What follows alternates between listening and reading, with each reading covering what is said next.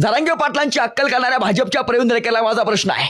मुंबईच्या बँकेमध्ये कोट्यवधी रुपयाचा घोटाळा करताना तुला कसली अक्कल होती? दरेकर काय म्हणतोय, रस्त्यावर बसून चौकात बसून उपोषण करणं सोपं आहे, पण सिस्टीममध्ये येऊन प्रश्न सोडणं अवघड आहे. तो का आतापर्यंत सिस्टीममध्ये येऊन का भार उपटली काय कोणाची? जरांगे पाटलावर टीका करणं सोपं आहे, पण जरांगे पाटील होणं अवघड आहे. हाच प्रवीण दरेकर ज्यावेळेस मराठ्यांची लेकरं गोरगरीब मराठ्यांची पोरं मुंबईला गेले होते त्यावेळेस दरेकर काय म्हटला होता की मराठ्यांच्या पोरांची आंघोळीचे व्हिडिओ बघून मला लाज वाटते. का रे दरेकर, किरीट सोमय्याचे उघडे नागडे व्हिडिओ बघून तुला लाज नाही का वाटली? हा दरेकर काय म्हणतोय, रस्त्यावर उपोषण करणं सोपं आहे, पण सिस्टीम मध्ये येऊन प्रश्न सोडणं अवघड आहे. का घंटा केली का भार बांधले का आतापर्यंत दरेकर सिस्टीम मध्ये येऊन तो? हा, हे फडणवीसांचे पाळीव कुत्रे आहेत, ह्यांना भुंकायचं काम आहे फक्त. हे फक्त सोललेत भुंका.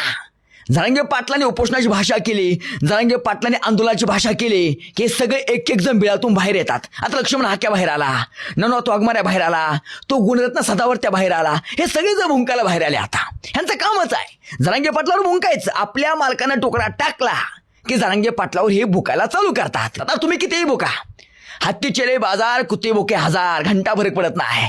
आणि घंटा आम्ही उघड उघड बोलतो, काय भार बांधायचं ते बांधा, काय करायचं ते करा. हा दरेकर ह्याची भाषा अशी आहे जणू काय अमेरिका ह्या दरेकरला विचारून प्रश्न सोडवतो असं बोलतोय सिस्टीम मधलं.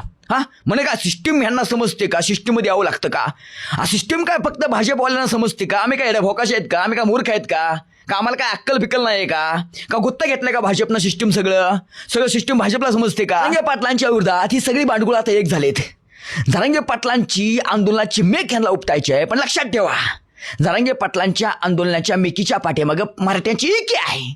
त्यामुळे मेक उपटणं तुम्हाला सहजासहजी शक्य नाही. जप्त प्रवीण दरेकर जरांगे पाटलावर टीका करत असेल, जरांगे पाटलांची अक्कल करत असेल, तर मराठ्यांच्या पोरांनी ऐकून घ्यावं का? मराठ्यांच्या पोरांनी बोललं पाहिजे ना. मग आता आम्ही बोललं की काही भाडोत्री येतात लगेच 60 पैसेवाली, लगे आम्हाला कमेंट करणार, आमच्यावर टीका करणार. घंटा फरक पडत नाही आम्हाला. आमच्या मराठ्यांच्या लेकरांसाठी, आमच्या गोरगरीब मराठ्यांच्या लेकरांसाठी जर जरांगे पाटील लढत असतील तर त्यांच्यासोबत आम्ही उभं राहिलं पाहिजे. अरे बास करा, नेत्यांची तळवट उचलायचे, चहाचं कप उचलायचं. नेत्याला बाप म्हणू नका, पक्षाला बाप म्हणू नका. लढा जातीसाठी, मातीसाठी लढा, आपल्या लेकरांचा विचार करा. जरांगे पाटलांनी पुन्हा एकदा आंदोलन करायचं ठरवलं आहे. 29 ऑगस्ट पासून जरांगे पाटील पुन्हा एकदा उपोषणाला बसणार आहेत. कारण काय? कारण मराठ्यांची कुणबी प्रमाणपत्र रद्द केली जात आहेत. ह्या बावनकुळेने स्पष्टपणे तसा आदेश काढला होता. कलेक्टरला बावनकुळेचं पत्र आहे तसं स्पष्टपणे चंद्रशेखर बावनकुळेचा. जर आपल्या गोरगरीब मराठ्यांच्या लेकरांचं कल्याण करायचं असेल तर तुम्हाला जरांगे पाटलांच्या सोबत उभंच राहावं लागेल. पक्ष फेकून द्या घरात चुलीत, तुमचा पक्ष घरात चुलीत, तुमचा नेता घरात चुलीत. काय घंटा तुमचा नेता, तुमचा पक्ष, कोण तुमच्या मराठ्यांच्या लेकरांचं कल्याण करायला येत नाही पुढं. असा एकच योद्धा आहे जरांगे पाटील नावाचा, जो एकच योद्धा आहे जो तुमच्या लेकरांचा, तुमच्या जातीचा विचार करतोय. अरे वास करा, तळवट उचलायचं, चहाचं कप उचलायचं. आता लक्ष्मण हाक्या स्पष्टपणे उघड जरांगे पाटलावर टीका करतोय आणि योगेश केदार बाळासाहेब भवनमध्ये त्या लक्ष्मण हाक्याला भेटायला जातोय, नवनाथ वाघमाऱ्या भेटायला जातोय.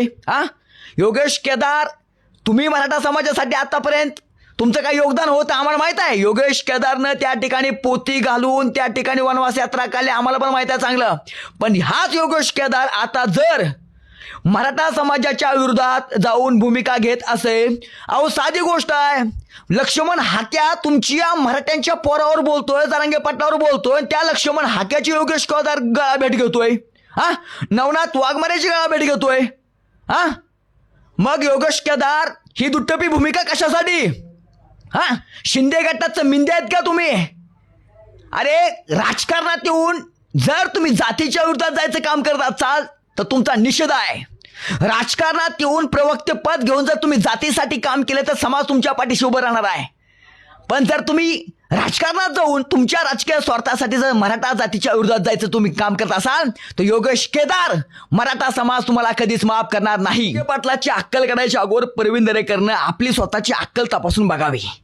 आपण केलेला मुंबई बँकेतला भ्रष्टाचार चेक करावा, किरीट सोमय्याचं उघडं नागडं व्हिडिओ बघावं, मराठ्यांच्या आंघोळीचं व्हिडिओ बघायच्या अगोदर.